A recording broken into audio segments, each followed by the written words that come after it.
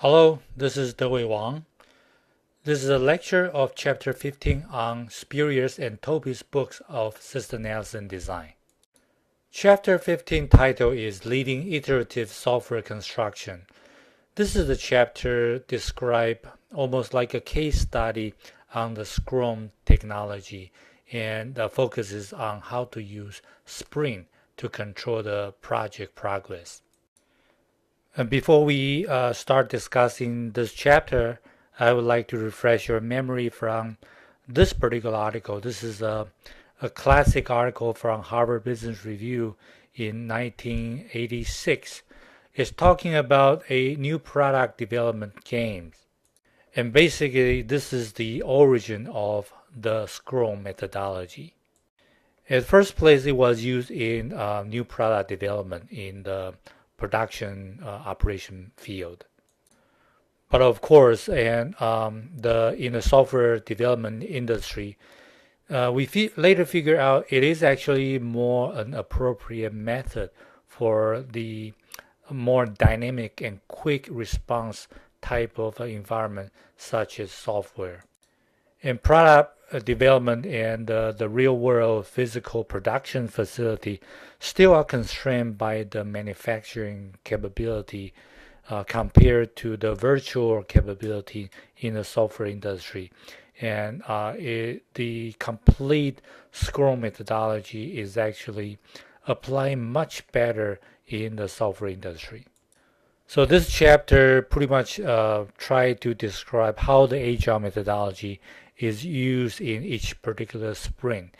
The focus is on design. And during the design stage, or if we look at the overall system development life cycle, even though we have this concept of Agile methodology, but still software construction go through phases.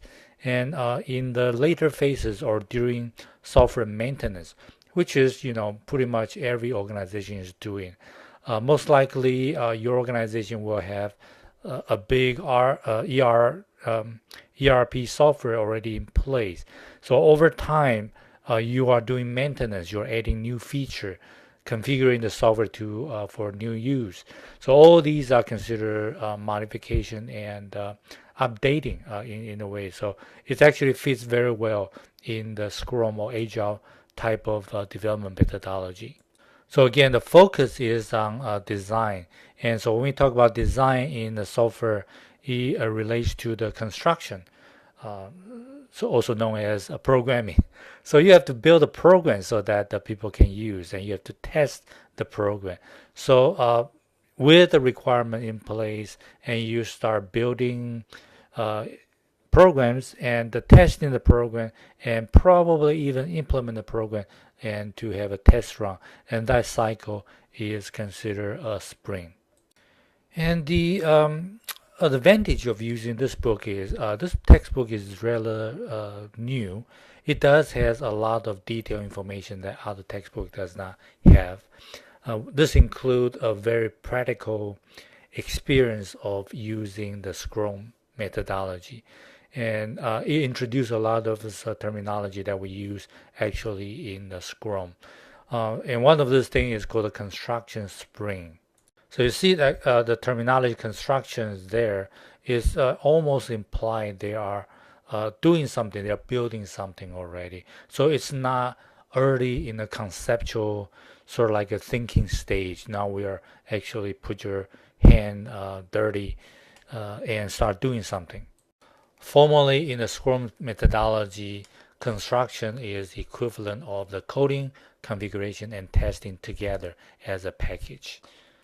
And the way sprint is scheduled is using a cadence. It's a steady step, or it's actually a steady velocity for each one of this little project.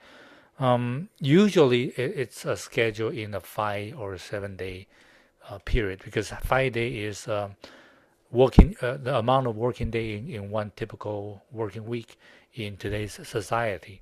So using that particular time frame will be perfect to define a sprint.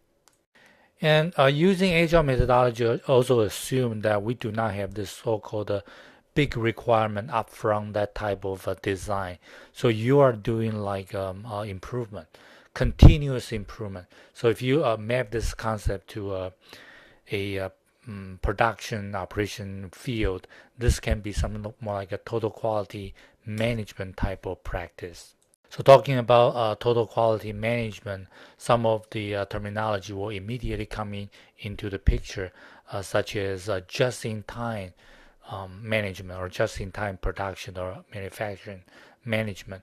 And that just-in-time concept, including the concept of Kanban management, is actually the foundation of the so-called Scrum or Sprint methodology.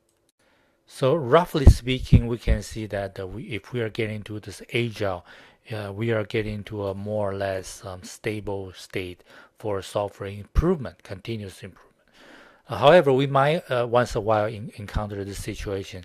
You will have a hybrid methodology. Then you have something like a big project up in the front, and once you have the foundation building, then you go into this agile, smaller improvement or a little bit add up. So you put on the foundation or architecture first as a big upfront requirement, and then you continue to do this agile sprint or scrum step, and that will be a typical management philosophy or concept in a software implementation environment. So from this particular slide, I will kind of draw your attention to this unit called construction. It's a set of this finish up product, including testing. That little cycle is a construction. And on this particular slide, and we are looking at another terminology called a sprint backlog. The backlogs are actually just a work backlog. It's actually a list of the job. You put them into a queue. And this queue or waiting line is prioritized based on whatever your organization think at that particular point in time. And you try to arrange or assign a job to a team of developers and business analysts, and try to manage in a way that so the team can complete and consume the backlog. So every week or every sprint that you are consuming certain length of backlog. And of course, and when the next time period come into place, new job will be put into your queue, and you rearrange the queue, and the queue coming back again, and that is pretty much the process. Again, the process is very similar to the so-called Kanban management system in production. And the backlog is consists of usually coming from the job of a user story that you construct earlier in the analysis and requirement gathering stage. And this user story will be break down into a more logical unit of work, and then put into your sprint schedule. And this sprint schedule will become a production schedule, software production schedule, so you push forward and try to complete this on time.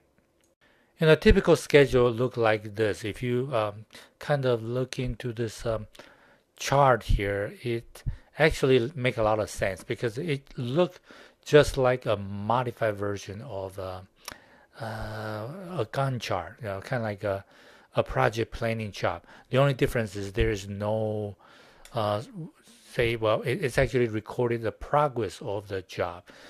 So on the and you also has responsibility assigned to each one of the job. So in this particular example, the sprint is managed in a backlog of 25 different tasks. So you have story 1 break into 2 tasks, story 2 tasks, and so on and so forth. And each one of the story will have a business analyst to be responsible to monitor and tracking and communicating between the developer and the end user.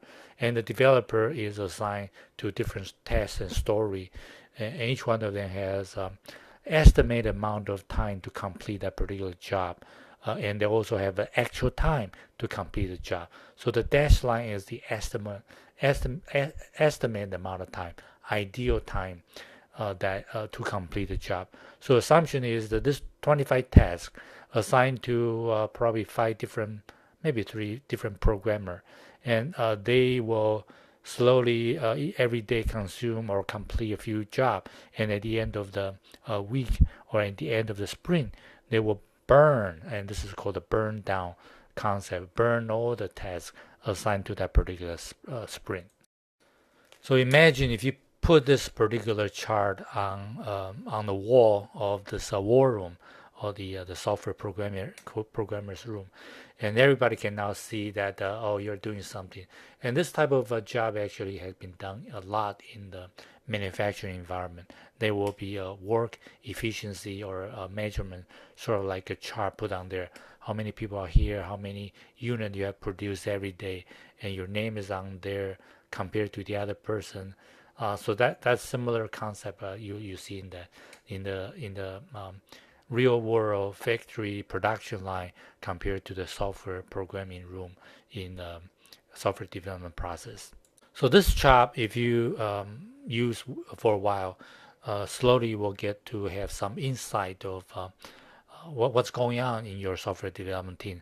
Are you always late or always late, meaning that your job assignment is not right. You have to kind of change the or reduce the workload for each person, or you always improve or meeting a target earlier in the sprint cycle, and everybody become does not have enough work to do. So maybe you need to increase the workload, and so those are the kind of simple management concept you can derive from this type of chart.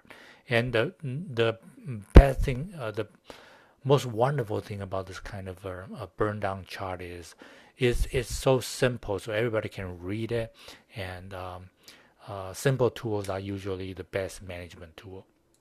Use a similar concept as at the personal management level. This is kind of like a to-do list. So every day, I don't know if you have this habit. I do have a to-do list every day in the morning. When I wake up, I decided, okay, today I'm going to be completing, finish up this lecture, completing the grading of assignment, and I'm going to be reading some book. So every day I'll just try to cross out these lines, and that's my burn down for a personal level. So this is just a planning burn down at a team level that become the foundation of the Scrum methodology or Agile methodology. So looking at this burn down chart, of course, you have to consider on several aspects. First of all, the how do you design how many tasks, how many days, and the estimation based on the difficulty of the job you try to assign. And that estimate usually is based on experience, right? The more experience you have as a system analyst or business analyst, the more experience you have to allocate the time or for a particular job. And also related to the person, you're a new hire or you have a junior programmer in the staff, and some other things. Say for example, you need to acquire software externally, and there's a waiting period, and you're depending on other people. So all these factors come in here. Then you have to somehow at the beginning of the planning, you have to break down the task from your user story into a specific list of tasks. And at the same time, a lot of this project management concept can be used and try to manage or control the progress. You have to estimate or anticipate disruption. So there are situations that your programmer is sick, or there may be something, computer crashed down, network's not working. That sort of problem might come into place, and you have to somehow statistically factor those factor in here. In every sprint cycle, at the end of cycle, you have to revise the backlog and revise the priority of the backlog and try to change the velocity so that in the next sprint cycle we can meet the expectation and become more productive at the same time. So the following few slides are showing you an example. So at the beginning of each sprint, you have this estimated line already drawn up in a typical cycle. Then when the sprint going to 2 or 3 days, you start to evaluate. In this particular situation, you can see that the actual line is actually falling behind the estimated time. So you are behind the schedule. And maybe over another 3 days, you know that, okay, in day 4, day 3, 4, and 5, you slowly catch up, but it's not fast enough to catch up with original progress. So at the end of the sprint, there will be a remaining backlog you cannot finish. And at this particular point in time, typical practice, you will have like a Friday afternoon meeting. We will sit down and try to discuss what slow us down and what can we do to improve ourselves next week. And this cycle in production, some people call this a quality control cycle or quality control circle. At the end of every week that you have to do similar sort of like reflections on what you have done and try to propose something to improve in the future. Now, when I was working in the factory in the 1980s, we did this every week in this plastic production factory all the way back in Taiwan. And it reminds me all the process and how much similarity we have in the software development process. It's typically a continuous improvement cycle. So another example here shows that you always go ahead of the estimated time. So probably there you have to discuss, and should we allocate more work to this group of team people, or maybe we should reward or award some sort of benefit to these people to encourage them to always complete the project early. And the so-called Friday afternoon meeting or the end of the spring diagnostic usually come up with some sort of report. So we sit down together, your team sit down together, and you discuss what is the problem of either faster compared to our estimate timeline or slower, and what is the root cause of each one. Is this the developer's problem? Is that a business analyst's problem? Or is that an external force or some infrastructure problem?